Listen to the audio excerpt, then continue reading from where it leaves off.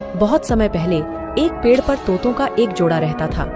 उसी पेड़ के एक छेद में एक बूढ़ा सांप भी रहता था। सांप इतना कमजोर था कि भोजन की तलाश में बाहर नहीं जा सकता था, इसलिए तोता उसके लिए कुछ खाना छेद के पास छोड़ देता था। सांप तोते का आभारी था।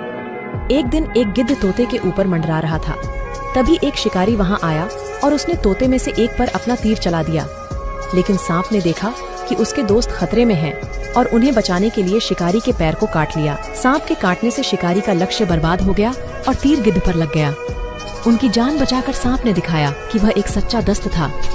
दोस्तों, ऐसी ही वीडियोस के लिए मुझे फॉलो करें।